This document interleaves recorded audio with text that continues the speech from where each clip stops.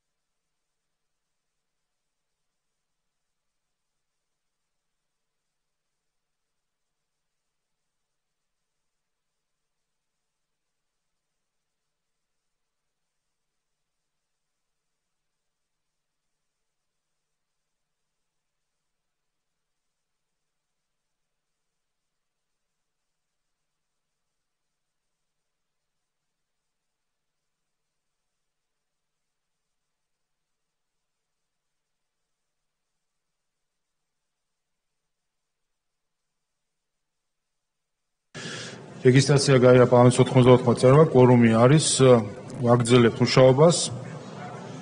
პირველი საკითხი პარლამენტის დადგენილების პროექტი საქართველოს პარლამენტის გამოკლებული წევრის მამუკა მდინარაძის ადგილმონაცვლის თორნიკე ფაღავას უფლებამოსილების ცნობის შესახებ მომხსენებელი ბატონი დავით მათიკაშვილი.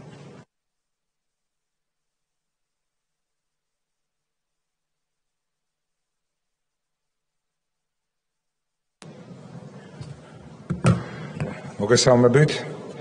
კიდევ ერთხელ გვინდა მიულოცოთ ბატონ მამუკა მდინარაძეს სახელმწიფო უსაფრთხოების სამსახურის ხელმძღვანელის პოსტზე არჩევა და წარმატებები უსურვოთ მას, ხოლო მის ადგილას ცენტრალური საარჩევნო კომისიის მიერ წარმოდგენილი დოკუმენტაციის შესაბამისად გახლავთ ბატონი თორნიკე ფაღავა. შესაბამისად თქვენის ნებართვით ბატონ თავმჯდომარე, მე ჩაგკითხავ დადგენილების პროექტს, რომელიც უფლებამონაცვლეობის დადგენას ეხება.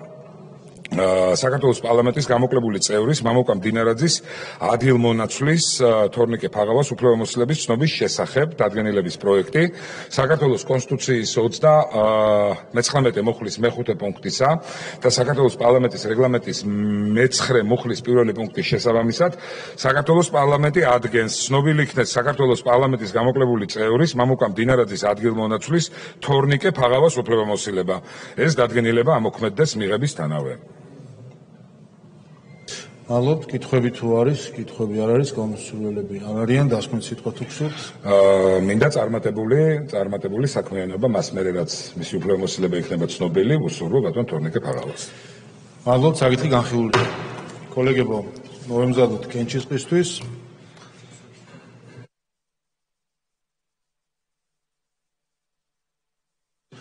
კი ბატონო, გავიაროთ რეგისტრაცია და შემდეგ გვექნება კენჭისყრა. თქვენ ჩართოთ რეგისტრაციის რეჟიმი.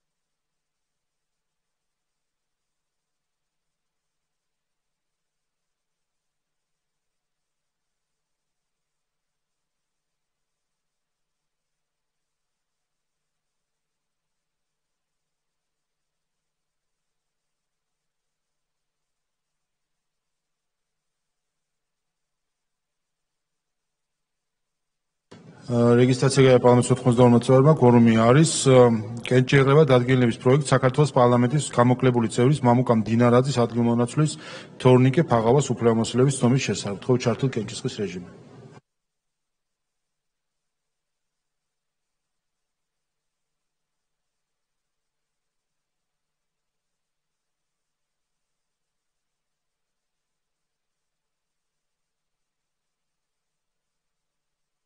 სამოცდათხმეტი მომხრე, 0 წინააღმდეგი დადგენილება მიღებულია. ულოცავთ ბატონ თორნიკეს, უსურვებთ წარმატებულ საპარლამენტო საქმიანობას. კოლეგებო, 2 წუთი ტექნიკური შესწავნება სისტემის გადასატვირთვად.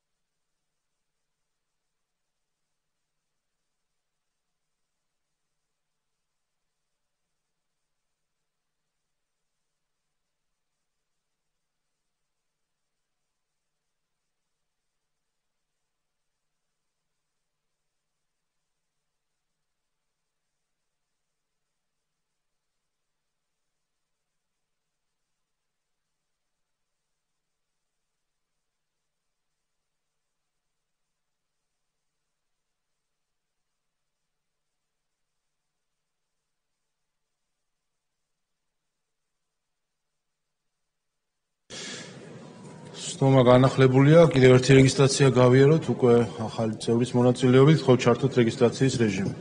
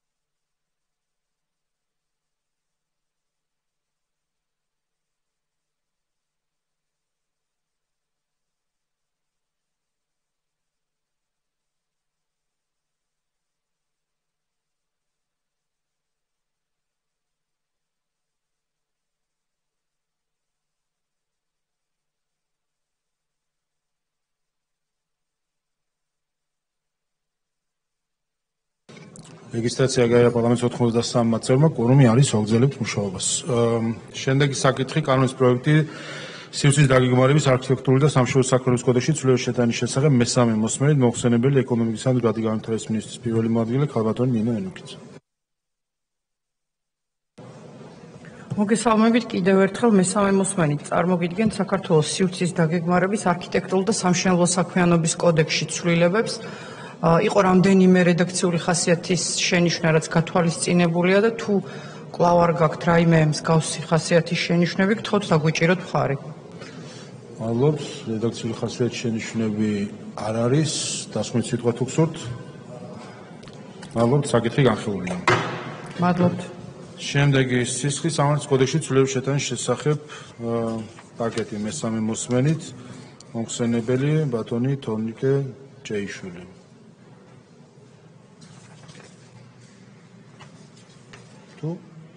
არჩილ გორდულაც. გვაქვს სხვა არის მონიშნული. არჩილ გორდულაც. მადლობთ.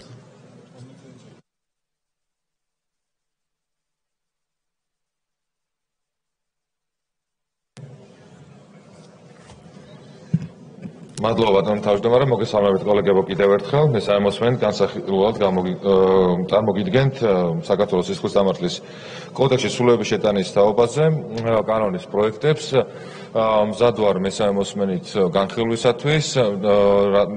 მესამე მოსმენით განხილული იქნა კომიტეტზე მთელი რიგი საკითხები, თან საგაზაფხულო სესიის ბოლოს და ფულის განმავლობაში აქტიური კომუნიკაცია, აქტიური კონსულტაციები გაიმართა შესაბამისად ჩართულ და რელევანტურ უწყებებთან, ამიტომ რიგი ცვლილებები ისევ და ისევ, რათა უფრო ეფექტური გახდეს დაზარალებულების დაკმაყოფილების საკანონმდებლო ჩარჩო, წარმოდგენილი არის, დარიგებული არის ტექსტში და შესაბამისად მზად ვარ, რომ გავնახილოთ მოხმობრივად. თუ მესამე მოსმენით დადგენ წესით. მადლობთ. მივყვეთ პირველი გახლავთ სისხლის სამართლის კოდექსში მესამე მოსმენით. აქ კოლეგებო ბატონო თავმჯდომარე დაზუსტება მოხდა 391 ტერცია მუხლში, რომელიც ეხება მსჯავრდებულთან უკანონო გარიგების დადებას, კერძოდ და კორექტირებას შეეხო ჩანაწერს, რომლის მიხედვითაც საქართველოს კანონმდებლობით დადგენილი წესი თუ არაუნაზღაურებია პირს დაზარალებულობისთვის მიყენებული ზიანი, მასზე მის მიერ შემოსავლის მიღება თუ სარგებლის მიღება გახდა კანონმდებლობით დასჯადით რედაქციულ, მათ შორის და საკანონმდებლო ტექნიკის კუთხით დახვეწა მოხდა აღნიშნული ჩანაწერებისა, როგორც პირველ, ასევე მეორე ნაწილებში. მადლობთ, თუ არის რედაქციული ხასიათის შენიშვნები, არ არის. შემდეგი ამ პაკეტში სისხლის სამართლის საპროცესო კოდექსში ცვლილება.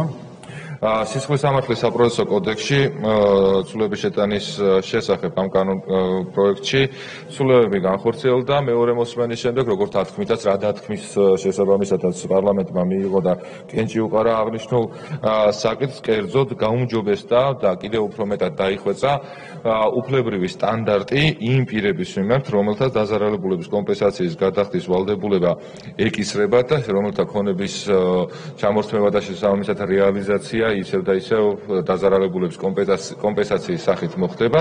უფლებრივი სტანდარტის გაუმჯობესება ეხება, რომ ამ პირებს შეეძლებათ მათ თაობაზე სასამართლოს მიერ მიღებული გადაწყვეტილება ქონების ჩამორთმევის თაობაზე გაასაჩივრონ ზუსტად ისევე როგორც დღეს მოქმედი კანონმდებლობა ყადაღის დადების შემთხვევაში ითვალისწინებს გასაჩივრების მექანიზმს. იქნება ეს მეორე ინსტანციაში თუ შესაბამისად მესამე ინსტანციაში. შესაბამისი სრულებები ასახული არის წარმოდგენილ კანონპროექტში. კოდექსს დაემატა 50 პრიმა მუხლი, ასევე სრულებები განხორციელდა 93 მუხლის მე-9 ნაწილში დამატების სახით, ასევე იმ მუხლებში, რომელიც ეხება სააპელაციო და საკასაციო საჩივრების განხილვას.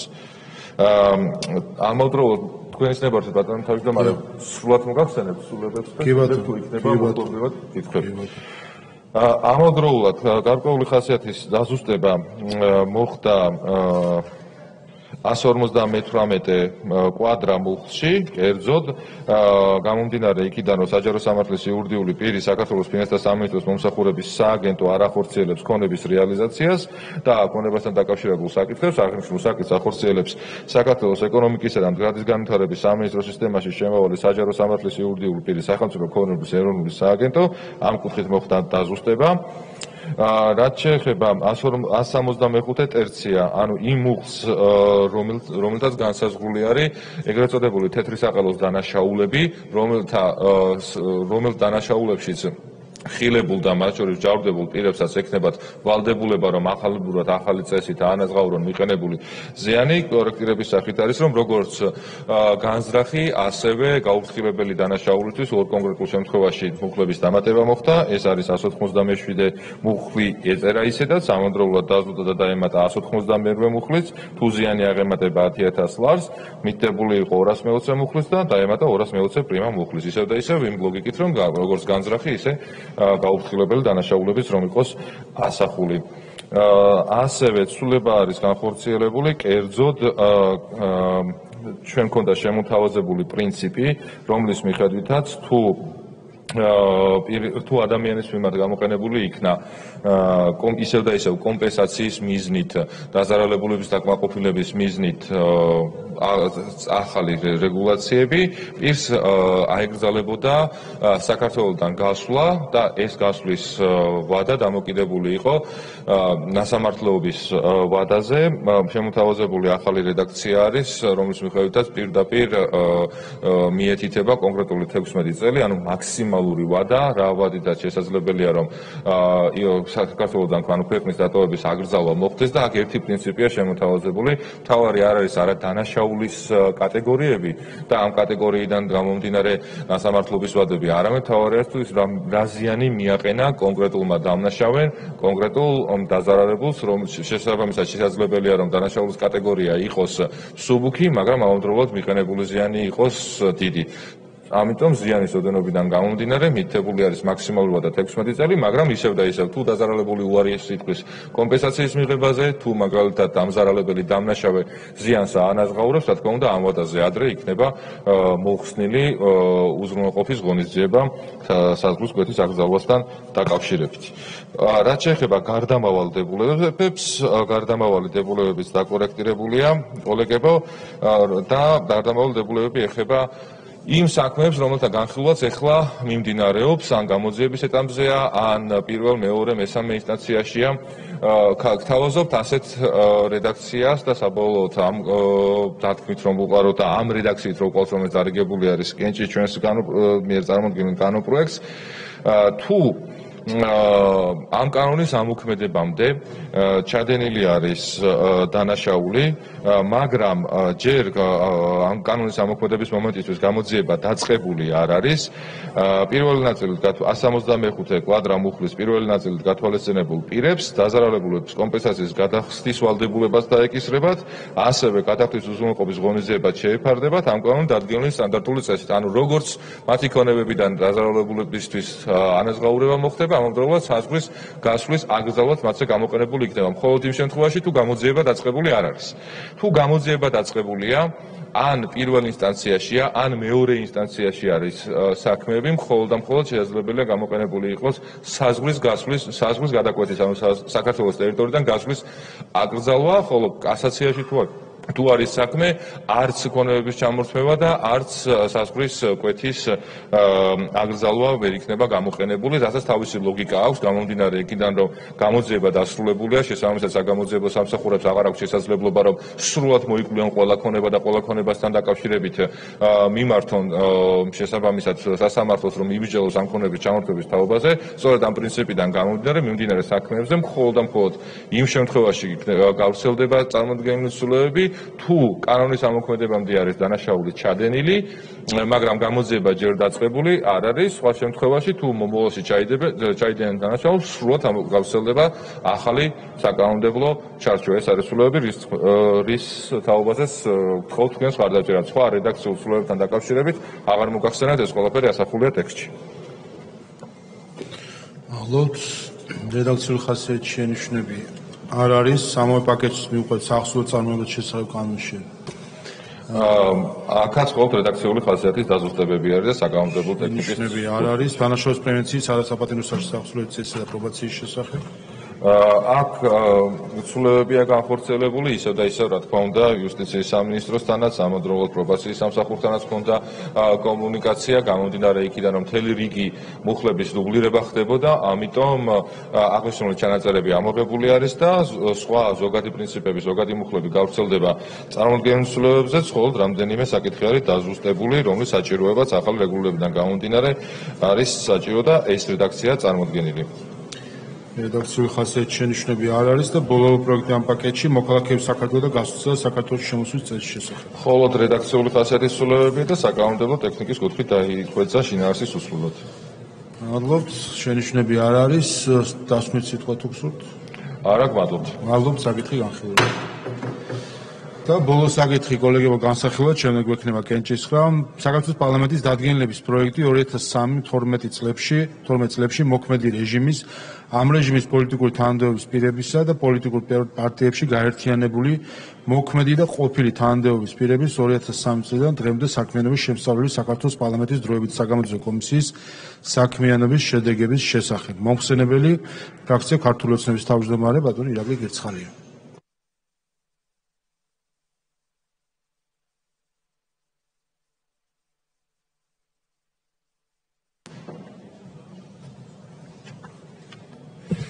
მოგესალმებით მეგობრებო.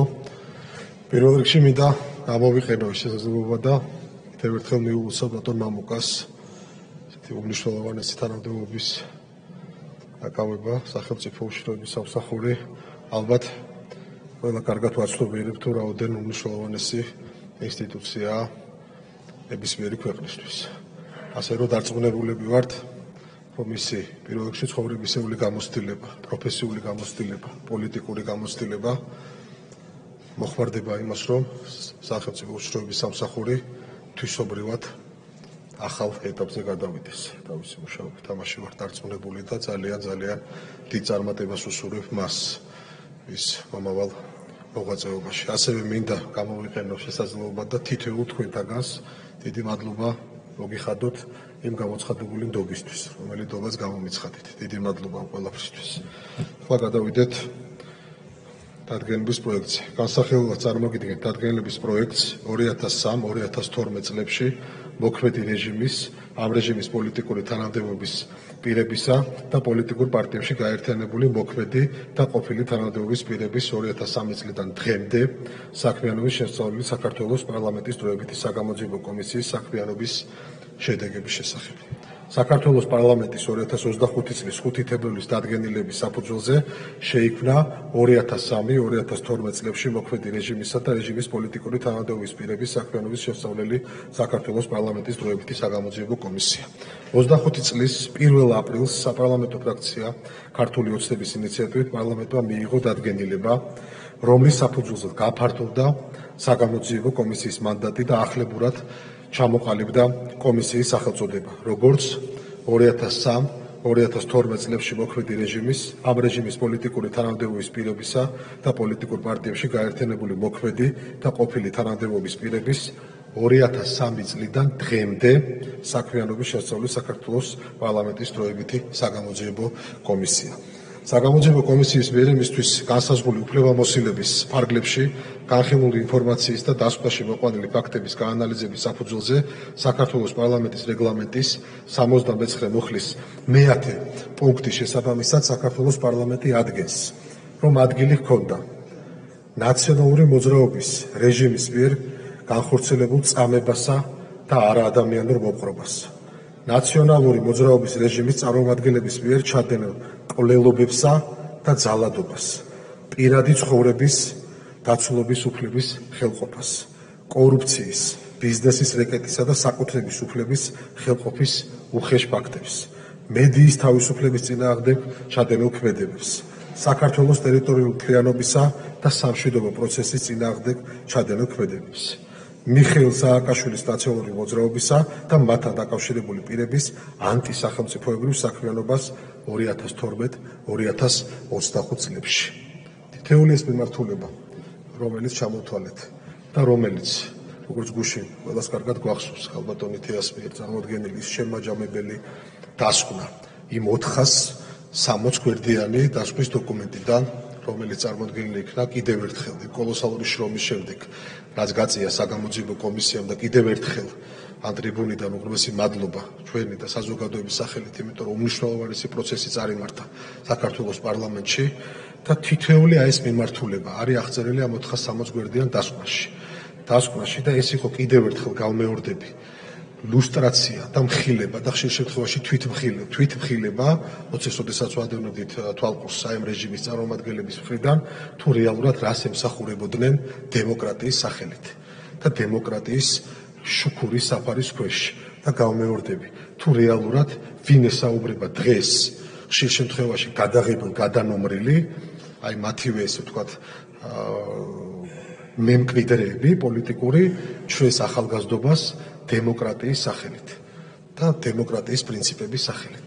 აქ რუსთაველის გამზირზე თუ სხვაგან თავის გათითოგაცებულ პარტაქტებს. ასე რომ ეს 460 გვერდიანი დასკვნა აუცილებლად სამი საფუძველზე მომზადდება.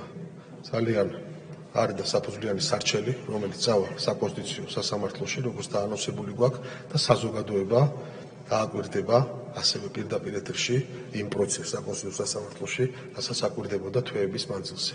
და ის ახალგაზრდობა დააკვირდება ამ პროცესს, რომელ პროცესსაც აკვირდებოდა თვეების მანძილზე საგამოძიებო კომისიის მუშაობა მხედველობაში. კიდევ ერთხელ მინდა თითოეულ კომისიის წევრს გადაგიხადოთ მადლობა და ვთხოვოთ მხარი დაუჭიროთ ამ დადგენილების პროექტს, იმიტომ რომ ასევე ძალიან მნიშვნელოვანი იყო, რომ საპარლამენტო კუთხით ეს დასკვნა ყოფილიყო შეფასებული შესაბამისად. დიდი მადლობა ყურადღებისათვის. მადლობთ. კითხვები თუ არის? კითხვები არ არის. გაუსვლის სურველები არ არიან. დასკვნითი სიტყვაც ბატონმა ირაკლი ფაქტობრივად თქვა. ასე რომ საკითხი განხილულია. კოლეგებო, მოემზადოთ რეგისტრაციისთვის, გვექნება კენჭისხრა. თხოვთ, ვინც არ არის დარბაზში, რომ შემოვიდეს.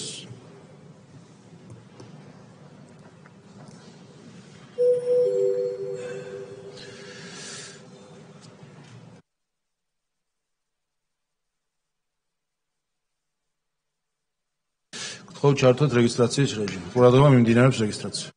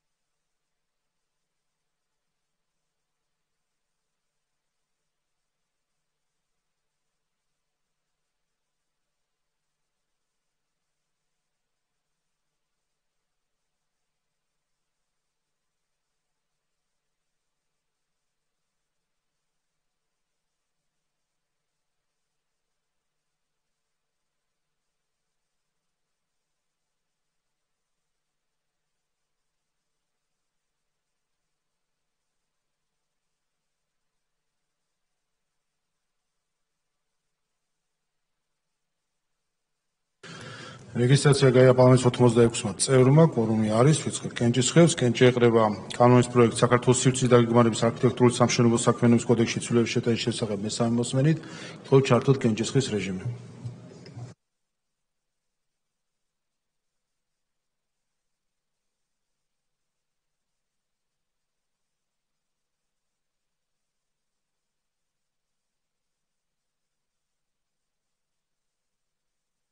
ოთხმოცდაოთხი მომხრე, 0 წინააღმდეგი, კანონი მესამე მოსმენით მიღებულია.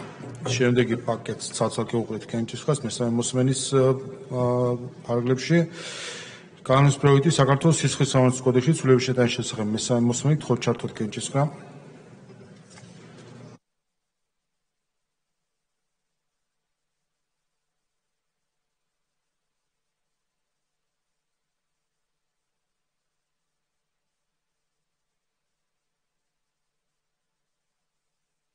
ოთხმოცდასამი მომხრე, 0 წინააღმდეგი, კანონი მესამე მოსმენით მიღებულია. ამავე პაკეტში სისხლის სამართლის საპროცესო კოდექსში ცვლილება მესამე მოსმენით, თქო ჩართოთ კენჭისყრა.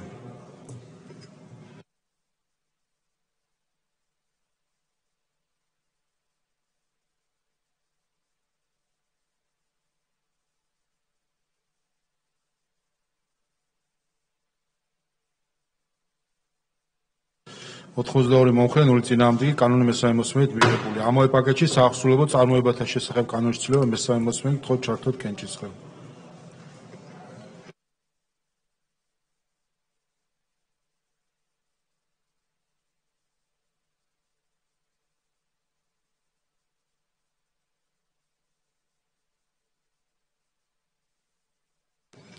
ოთხმოცდაერთი მომხრე, 0 წინააღმდეგი, კანონი მესამე მოსმენით მიღებულია. ამავე პაკეტში დანაშაულის პრევენციის, არასაპატიმრო სასჯელის აღსრულების წესისა და პრობაციის შესახებ კანონის ცვლილება მესამე მოსმენით, თქო ჩართოთ კენჭისყრა.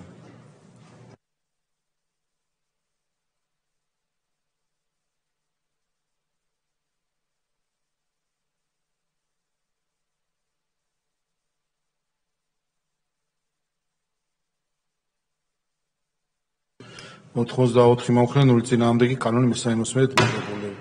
ამავე პაკეტში მოქალაქეების საქართველოსთან გასვლისა და საქართველოში შემოსვლის წესების შესახებ კანონის ცვლილება მესამე მოსმენით, თქო ჩართოთ კენჭისყრა.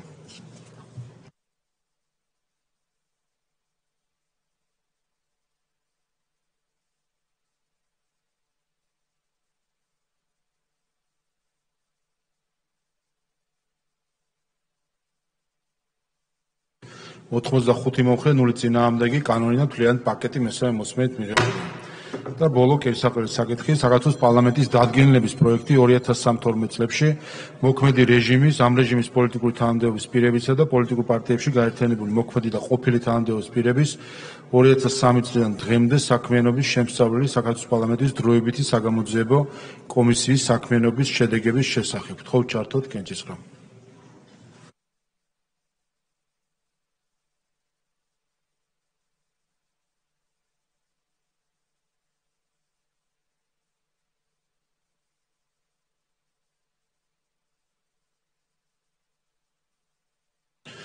ოთხმოცდახუთი მომხრე, 0 წინააღმდეგი, დადგენილება მიღებული. კოლეგებო, ამით ჩვენ ამოვწურეთ მიმდინარე კვირის საკითხები, ასევე როგორც მოგახსენეთ, იქიდან გამომდინარე, რომ წინ არის ადგილობრივი თვითმმართველობის არჩევნები, საქართველოს პარლამენტის რეგლამენტის შესაბამისად, როგორც წესი, პარლამენტი პლენარული სხდომის ფარგლებში არ იკრიბება, ამიტომ გექნებათ შესაძლებლობა მათ შორის ჩაერთოთ საარჩევნო კამპანიაში. ამავე დროს საკომიტეტო მუშაობა და სხვა სახის სამუშაოები პარლამენტში გაგრძელდება. სავარაუდოდ შემდეგი პლენარული სხდომა ჩატარდება 15 ოქტომბერს, თუ კი მივყვებით ამ გრაფიკს, თუ კი ამასობაში საჭირო იქნება პარლამენტის შეკრება პლენარული სხდომის ფორმატში, რა თქმა უნდა, ამის საშუალება ყოველთვის გვაქვს. ასე რომ დღევანდელი სხდომა და მიმდინარე სასესიო კვირა პლენარული სხდომების სესია ამით ამოწურულია, სხდომა დახურულია.